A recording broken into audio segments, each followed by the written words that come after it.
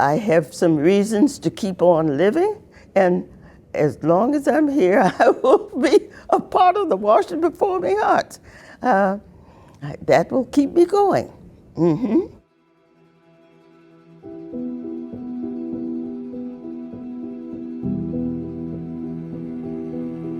I think that the most important impact that the Washington Performing Arts has had on the community is the injection of continuous quality, a continuous injection of quality, and to bring first-class performances to people from all aspects of the city, the concept of integration. One of course, the lasting legacies of Patrick Hayes is his inclusion policy of Eno.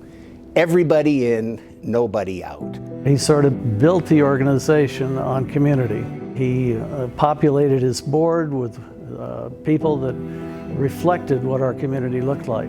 So for the first time, probably in the history of the Washington area, he asked an artist to be the first chair of his board, Todd Duncan, the great first Porgy and Bess. What that meant when you see these two men together, the arts are going to be for everybody in this town. Doug so naturally and spontaneously carried on with the idea of the Washington Performing Arts being a very active member of a large community. He understood that it was essential to reach out to community, but he also saw the community as having a vital voice in the shape of the organization. So it wasn't just sort of a theoretical principle to be inclusive and to engage community. It was actually a fundamental value. Washington Performing Arts, it's a network of producers, artists, performers who come together in a network for the benefit of a community. The first performance I ever went to for Washington Performing Arts was your first ever Cecile McLaurin Savant concert.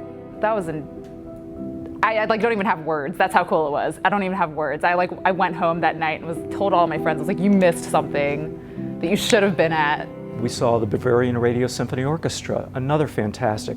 They played a Mahler's Fifth that had me absolutely rapt from first note to the last. It's one of the joys of my life, really.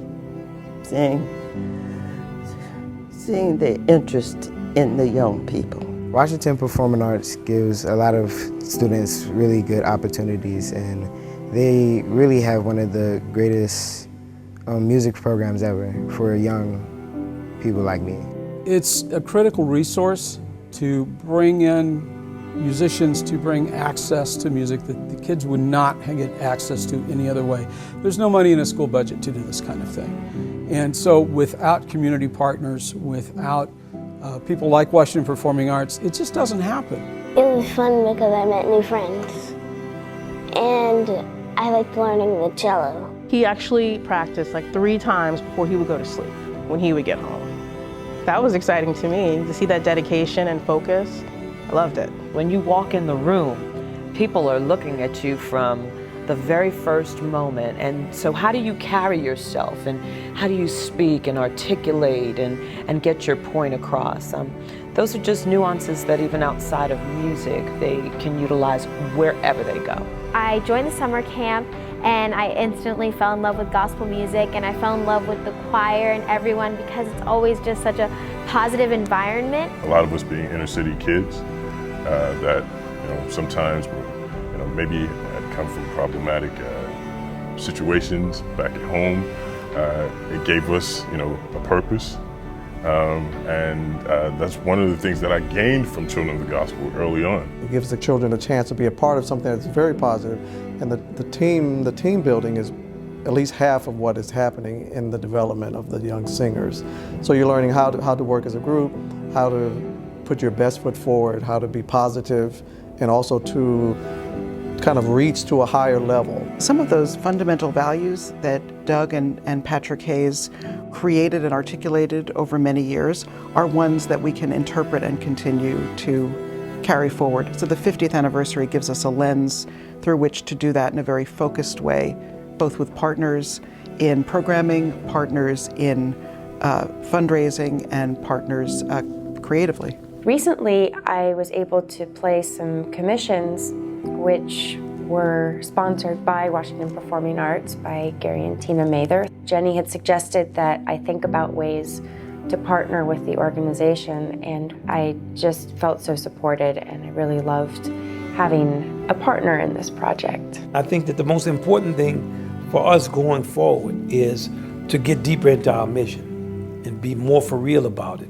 and never lose the type of missionary zeal that we need in the arts, because it's an uphill battle. We really have to be very forceful and evangelical in the way that we bring it to all of the people. And we have to insist on integration of people. We have to insist on making things available to everyone. We have to insist on everyone coming together. I think that cultural institutions have an obligation to be transformative in the lives of people, to make human beings human, to help us to realize that we are more alike than we're different, to know that there's a joy that we have in our lives that we can express through the arts in some form or fashion. I think that's what the arts needs to do. And I think we need more institutions like Washington Performing Arts that does that. If we could have had 50 around our country, we'd be a different nation right now. That's something that WPA has always done, and something that I pray, and I'm sure that WPA will continue to do, is to continue to bring people, no matter what, what borders or boundaries, walls are put up, always, just bringing people together and giving them a sense of purpose. I hope that you will have enough members to come in who are interested and are willing to work, and will continue to bring these programs to the children. I think it would, every little bit helps. Every bit helps, believe me. And they need they need help. They really do.